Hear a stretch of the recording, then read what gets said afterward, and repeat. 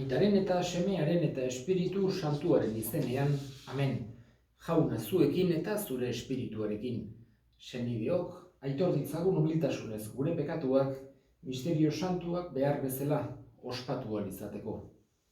Erruki jauna, Kristo erruki jauna, erruki dakigula jainko guzti zantzua eta gure pekatuak barkaturik eraman gaitzala betiko bizitzara, amen.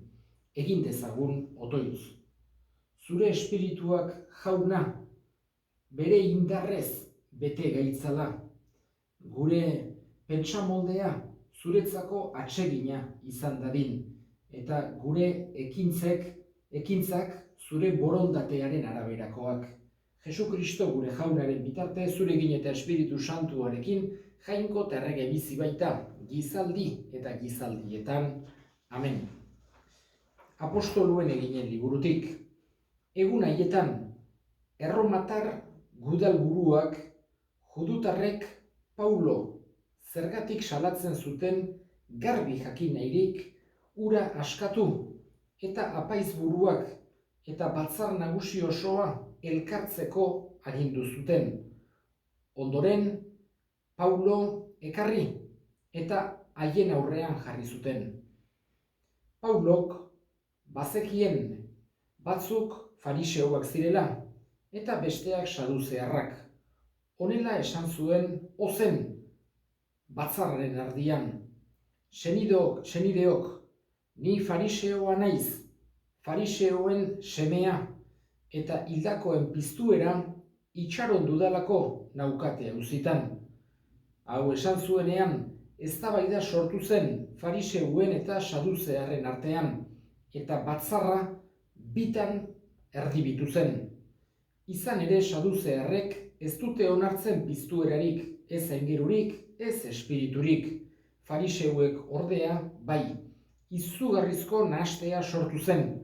Fariseuen alderdiko lege maisu batzuk jeiki eta gogor esan zuten, ez dugu okerrik aurkitzen gizon honengan, eta espiritu edo aingeruren batek hitz egin badio zer. Eztabaida gogortzen zijoan, eta gudalburuak Paulo txikituko zuten bildurrez, gudari taldeari jeisteko agindu zion, handik atera eta kuartelera eraman zuten. Hurrengo gabean jauna agertu zitzaion Paulori eta esan zion, izan adore, Jerusalenen nere testigu izan zeran bezala, halaxe izan behar duzu Erroman ere. Jaunak esana, eskerrak zuri jauna. Piztu da Kristo, aleluia, gure gandago, aleluia, jainkoak baitu gaur Kristo piztu, aleluia. Bere indarrez piztuko zaitu, aleluia, aleluia. Piztu da Kristo, aleluia, gure gandago, aleluia.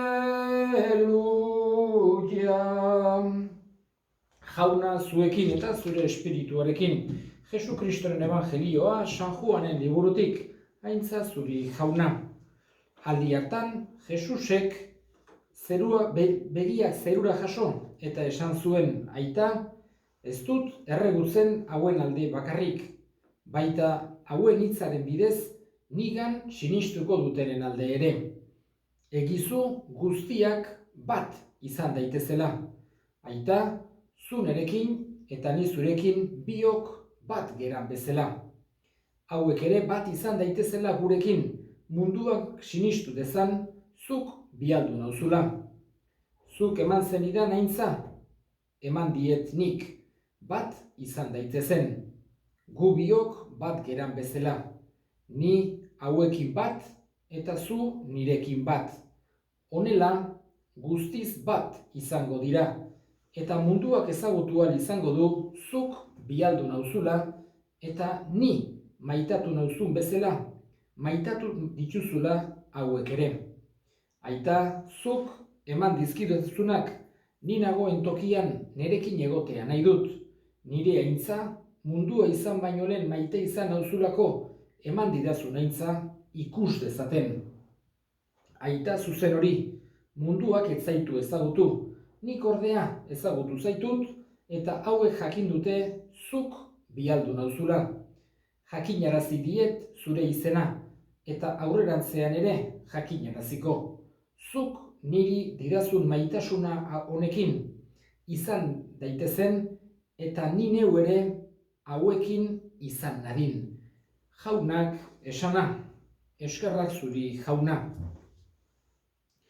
Gaurkoan San Paulo, egun hauetan San Pauloren gora berak eta aste hauetan ari gera irakurtzen, entzuten, izugarrizko garrantzia eduki zuen Elizaren hasiera hartan San Paulok, eta gaurkoan ikusi dugu berriz ere zen nolako abildadea aurkitzen zuen zenbait alditan.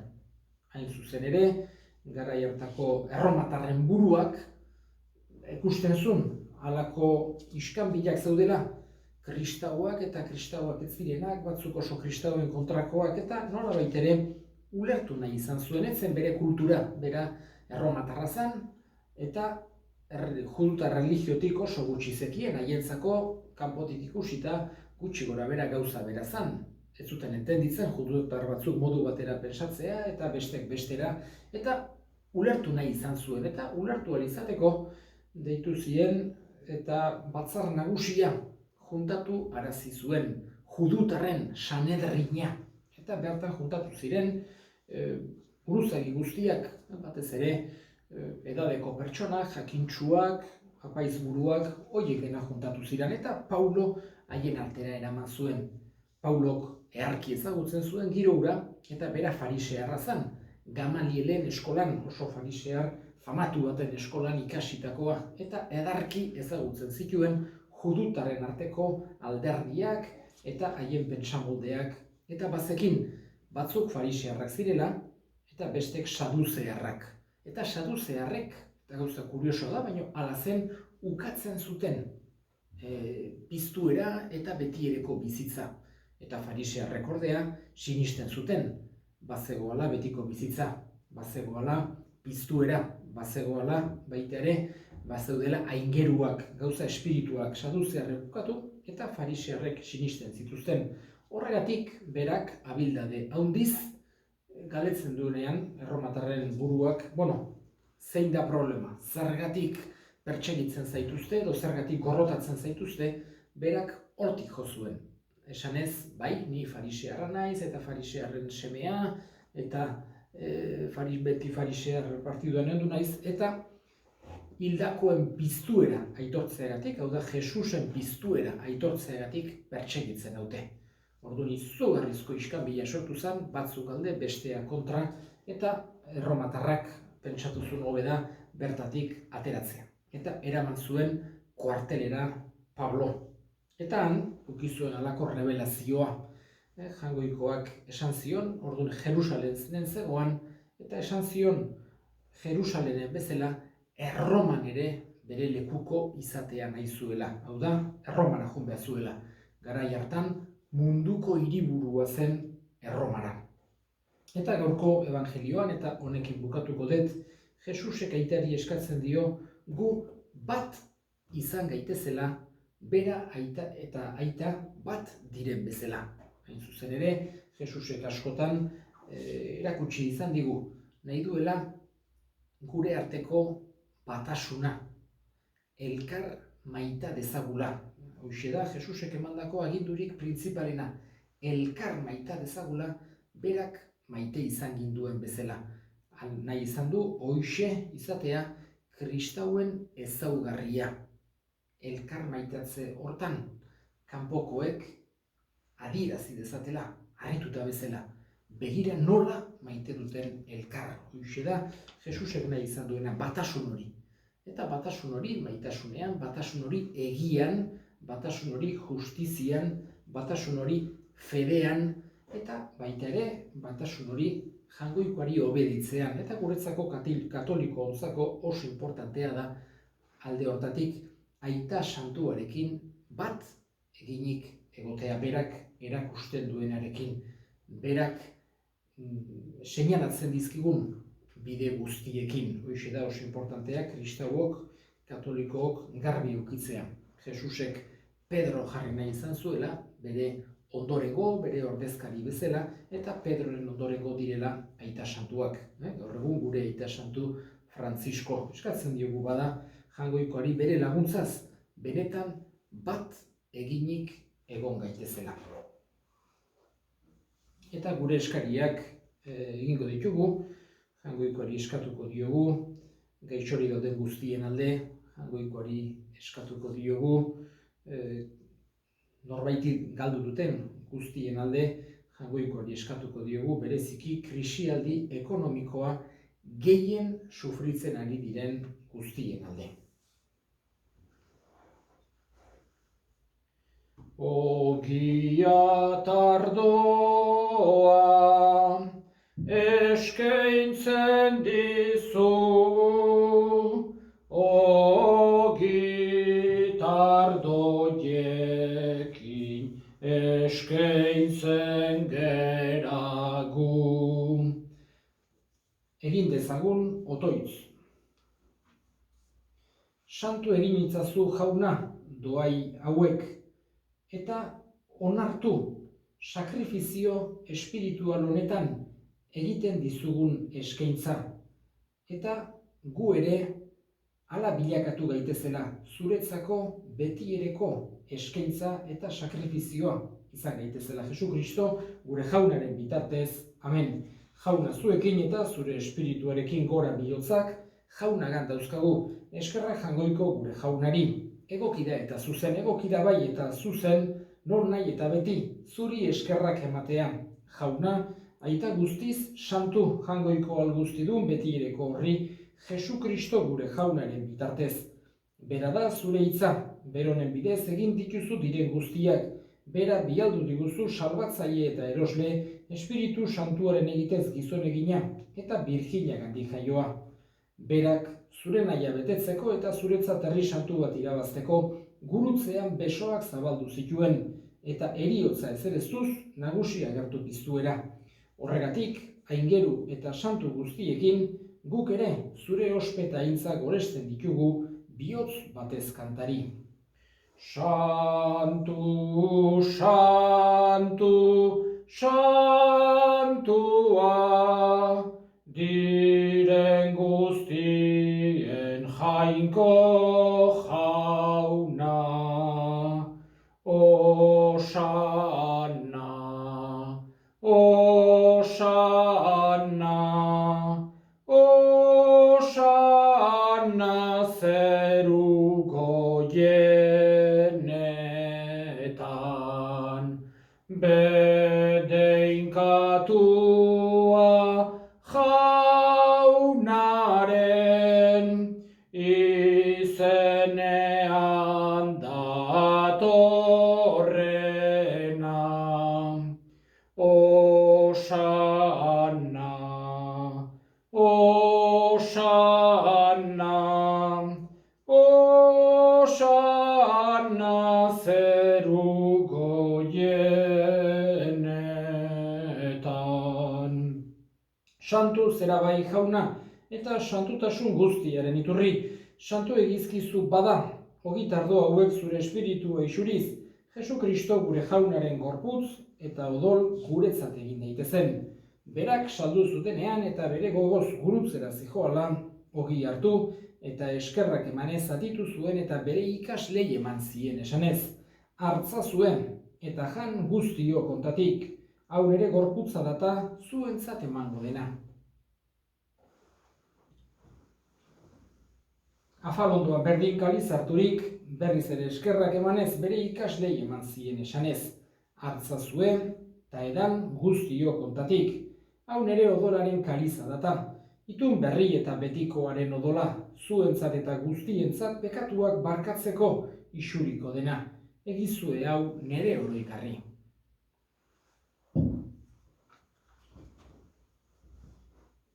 Hau da, sinismenaren misterioa, eta piztu zerala jauna, zu berriz etorri arte, haudegu hau berri ona. Horregatik jauna, zure semearen eriotza eta piztuera gogoratuz, biziaren ogia eta salbamenaren kaliza eskaintzen dizkizugu zuri eskerrak emanez.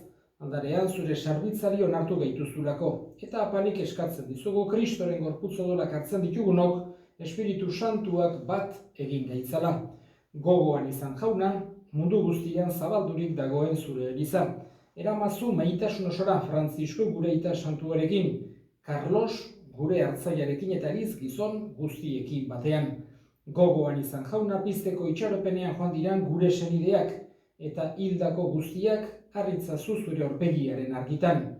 Gogoan izan, meza hontako intentzioa. Errukizak izkigu arren, gu guztiok betiko bizitza iritsi dezagun, Jangoikoaren Ama Maria doatsuarekin, San Jose bere senarrarekin apostolu santu egin eta gizaldi guztietan, zure adiskide izan diren santuekin, haiekin batean gore zaitzagun, Jesu Kristo zure semearen bitartez. Honen bitartez, honekin eta honengan, zuri aita jangoiko alguztidun horri Espiritu Santuarekin, batean jainkot erregibizte baita gizaldi eta gizaldi guztietan. Amen. Salbatzaileak agindu eta erakutsiari jarraituz, bildur gabe, esan dezagun. Gure aita zeruetan zerana, santu izan bedi zure izena, etor bedi zure erreinua, egin bedi zure naia zeruan bezala lurrean ere, emaiguzu gaur egun hontako ogia, barkatu gure zorrak, guk ere gure zordunei barkatzen diegun ezkero, eta ez guten taldira eraman, baina atera gaitzazu gaitzetik. Atera gaitzazu jauna, gaitz guztietatik emaiguzu pakea gure egunotan. Zure errukiari esker pekatutik garbi bizi gaitezen eta estualdietan sendo. Betiko zorionaren itxaropenean, Jesu Kristo gure salbatzailea noiz etorriko den zai gaudela. Zurea dezu erregetza, zureak ospeta indarra, orain eta beti Jesu Kristo gure jauna zuk esana da apostoluei, pakea uzten dizuet, nire pakea ematen. Begira zure elizaren sinismenari eta ez gure pekatuei. Eta zure gogoa den bezala, emaiozu elizari pakea, eman batasuna, errege bizi baizera, gizaldi eta gizaldietan. Amen. Jaunaren pakea beti zuekin, eta zure espirituarekin. Emaiozue pakea elkarri. Jainkoaren bildotsa, munduko pekatua, kentzen duzuna, errukizak izkigu. Jainkoaren bildotsa, munduko pekatua, kentzen duzuna, errukizak izkigu. Jainkoaren bildotsa, munduko pekatua, kentzen duzuna, emaiguzu pakea. Una hemen jangoikoaren bildotsa, ona munduko pekatua kentzen duena, zoriontsuak jaunaren maira deituak. Jauna, ni ez naiz inor zuen etxean sartzeko, baina esan zazuz bat eta sendatuko naiz.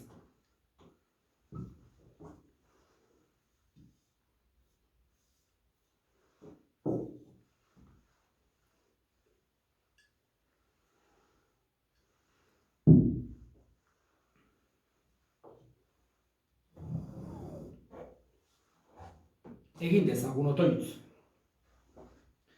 Arren eskatzen dizugu jauna, misterio santu hauek zure erabakiak ulertzeko balio dezaigutela, eta zure jainkozko bizia ere eman dezaigutela.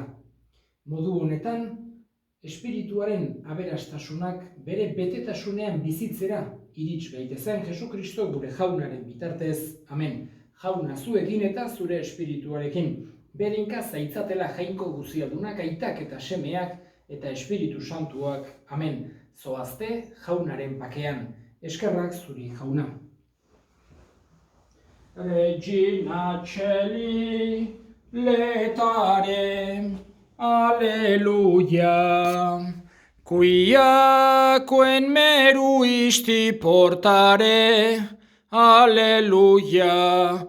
Resurrexit, sicut dixit, alleluia. Ora pro nobis Deum, alleluia.